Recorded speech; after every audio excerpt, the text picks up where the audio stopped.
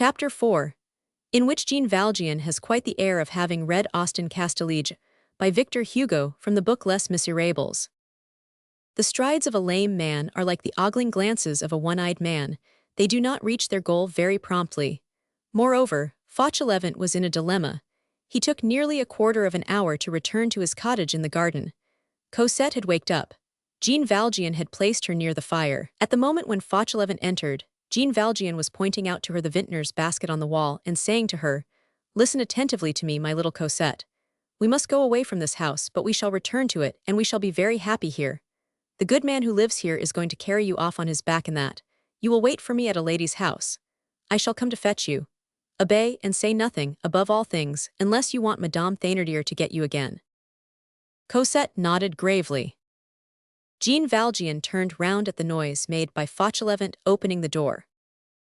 "Well, everything is arranged, and nothing is," said Fauchelevent. "I have permission to bring you in, but before bringing you in you must be got out. That's where the difficulty lies. It is easy enough with the child. You will carry her out. And she will hold her tongue. I answer for that.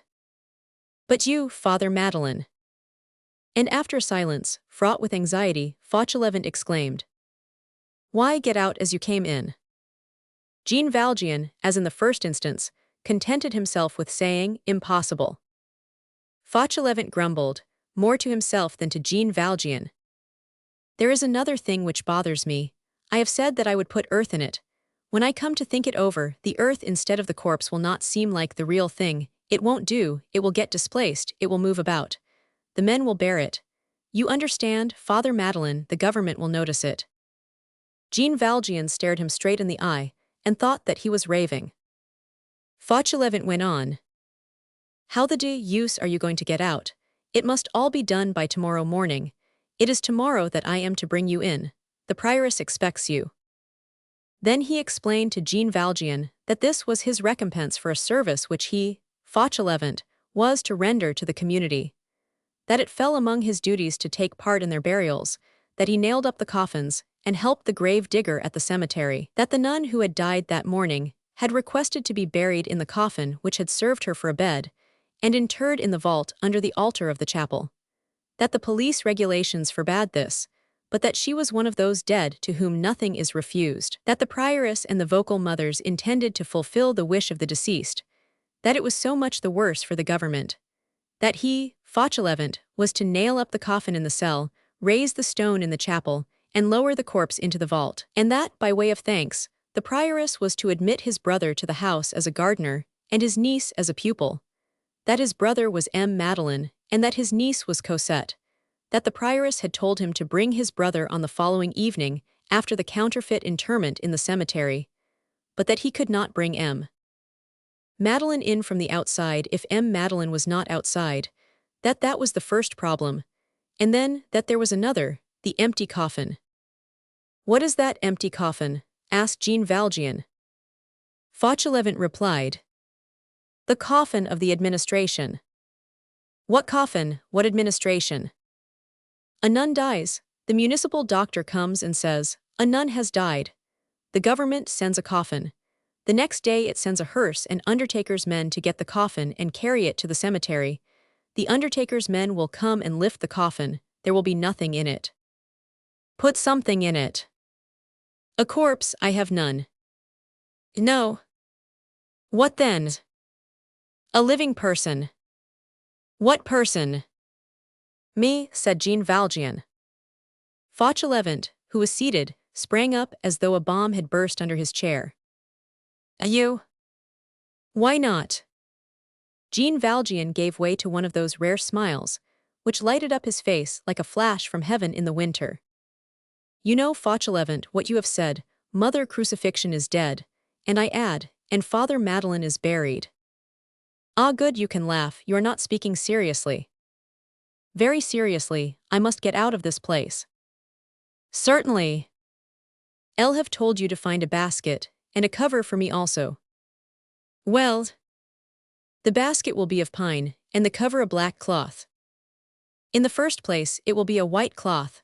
Nuns are buried in white. Let it be a white cloth then." You are not like other men, Father Madeleine. To behold such devices, which are nothing else than the savage and daring inventions of the galleys, spring forth from the peaceable things which surrounded him, and mingle with what he called the petty course of life in the convent, caused Fauchelevent as much amazement as a gull fishing in the gutter of the Rue Saint-Denis would inspire in a passerby. Jean Valjean went on. The problem is to get out of here without being seen. This offers the means, but give me some information in the first place. How is it managed? Where is this coffin? The empty one. Yes. Downstairs, in what is called the dead room. It stands on two trestles under the pall. How long is the coffin? 6 feet. What is this dead room? It is a chamber on the ground floor which has a grated window opening on the garden, which is closed on the outside by a shutter, and 2 doors. One leads into the convent, the other into the church. What church? The church in the street, the church which anyone can enter. Have you the keys to those 2 doors? No, I have the key to the door which communicates with the convent. The porter has the key to the door which communicates with the church. When does the porter open that door? Only to allow the undertaker's men to enter when they come to get the coffin. When the coffin has been taken out, the door is closed again. Who nails up the coffin? I do. Who spreads the pall over it? I do. Are you alone? Not another man, except the police doctor, can enter the dead room. That is even written on the wall. Could you hide me in that room, tonight, when everyone is asleep? No, but I could hide you in a small, dark nook which opens on the dead room, where I keep my tools to use for burials, and of which I have the key. At what time will the hearse come for the coffin tomorrow? About 3 o'clock in the afternoon. The burial will take place at the Vaugirard Cemetery a little before nightfall. It is not very near. I will remain concealed in your tool closet all night and all the morning. And how about food? I shall be hungry. I will bring you something. You can come and nail me up in the coffin at 2 o'clock. Fauchelevent recoiled and cracked his finger joints. But that is impossible. Bah, impossible to take a hammer and drive some nails in a plank. What seemed unprecedented to Fauchelevent was, we repeat, a simple matter to Jean Valjean. Jean Valjean had been in worse straits than this. Any man who has been a prisoner understands how to contract himself to fit the diameter of the escape. The prisoner is subject to flight as the sick man is subject to a crisis which saves or kills him. An escape is a cure. What does not a man undergo for the sake of a cure? To have himself nailed up in a case and carried off like a bale of goods, to live for a long time in a box, to find air where there is none, to economize his breath for hours, to know how to stifle without dying. This was one of Jean Valjean's gloomy talents. Moreover, a coffin containing a living being, that convict's expedient, is also an imperial expedient. If we are to credit the monk Austin Castillejo, this was the means employed by Charles V, desirous of seeing the Plombs for the last time after his abdication. He had her brought into and carried out of the monastery of Saint Eustache in this manner. Fauchelevent, who had recovered himself a little, exclaimed, "But how will you manage to breathe?" "I will breathe. In that box, the mere thought of it suffocates me." "You surely must have a gimlet. You will make a few holes here and there, around my mouth, and you will nail the top plank on loosely." "Good, and what if you should happen to cough or to sneeze?" "A man who is making his escape does not cough or sneeze." And Jean Valjean added, "Father Fauchelevent, we must come to a decision. I must either be caught here or accept this escape through the hearse." Everyone has noticed the taste which cats have for pausing and lounging between the 2 leaves of a half-shut door. Who is there who has not said to a cat, "Do come in"? There are men who, when an incident stands half open before them, have the same tendency to halt in indecision between 2 resolutions, at the risk of getting crushed through the abrupt closing of the adventure by fate.